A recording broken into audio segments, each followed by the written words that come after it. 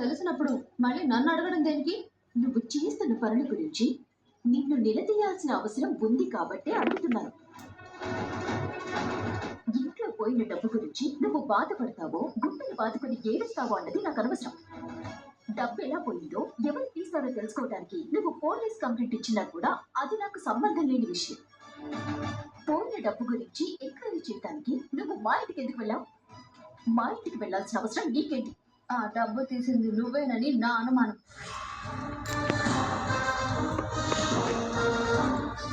అడిగినా ఏం చేసినా నువ్వు నిజం చెప్పవు కాబట్టి ఆ డబ్బు తీసింది నువ్వేనని ప్రూవ్ చేయడానికి మీ ఇంటికి వెళ్ళాను. నువ్వు ఎలాంటి ప్రయత్నాలు చేసినా, ఎన్ని రకాల ఎంక్వైరీలు చేసినా డబ్బు తీసింది నేనేనని నువ్వు ప్రూవ్ చేయలేవు. చెయ్యలేవు అంటున్నావు అంటే తీసింది నువ్వేనని ఒప్పుకుంటున్నావు అన్నమాట. నేను ఒప్పుకోకపోయినా నేనే తీసుంటానని నువ్వు నన్ను అనుమానిస్తున్నావు కదా? అనుమానించడం కాదు, ఆ డబ్బు తీసింది నువ్వు. నేనే తీశానని చెప్పడానికి నీ దగ్గర ఉన్న ప్రూఫ్స్ ఏంటి? ఈ ఇంట్లో పోయిన డబ్బు మీ ఇంట్లో చూశాను కనుక. అంటే ఈ ఇంట్లో తప్ప మా ఇంట్లో డబ్బు ఉండకూడదని అనుకుంటున్నావా? మాది కోట్ లాస్తున్న ఫ్యామిలీ అని నీకు తెలీదా? మీది రిచ్ ఫ్యామిలీ అని తెలుసు. మీ ఫ్యామిలీకి ఉన్న రిచ్నెస్ నీ క్యారెక్టర్కి లేదన్న విషయం కూడా నాకు తెలుసు. నువ్వు నెంబర్ 1 ఫ్రాడ్ క్యారెక్టర్ అని కూడా ఇంకా బాగా తెలుసు నాకు.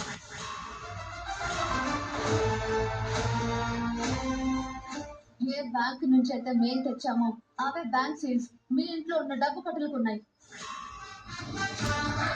నేను ఏ సూట్ కేసులో అయితే డబ్బులు తీసుకొచ్చానో అదే సూట్ కేసు మీ ఇంట్లో ఉంది అంటే ఆ డబ్బు తీసుకెళ్ళి మీ ఇంట్లో దాచింది నువ్వే అని నాకు తెలుసు. అందులో ఎలాంటి అనుమానము లేదు. నేను తీశానని అంత ఖచ్చితంగా చెప్తున్నప్పుడు మా ఇంట్లో నువ్వు చూసిన డబ్బు కట్టని తీసుకొచ్చి దొంగతనం చేసింది నేనేనని అందరి ముందు ప్రూవ్ చేయొచ్చు కదా? ఆ పని ఎందుకు చేయలేకపోయావు? మీ నాన్న కూడా నీకులాగే ఫ్రాడ్ క్యాండిడేటే కాబట్టి నిన్ను సేవ్ చేయడం కోసం ఆ డబ్బు నా చేతికి దొరకకుండా మీ నాన్న చాలా తెలివిగా గేమ్ ఆడాడు అక్కడ. లేకపోతే నేను మీ ఇంట్లో చూసిన డబ్బులు తీసుకొచ్చి నీ ఆట ఈ రోజే కట్టించుండేదాన్ని. నువ్వు నా ఆట కట్టించేయటానికి నేను నీ చేతికి అంత ఈజీగా దొరికిపోవటానికి అంత తెలివి తక్కువ దాన్ని అనుకుంటున్నావా?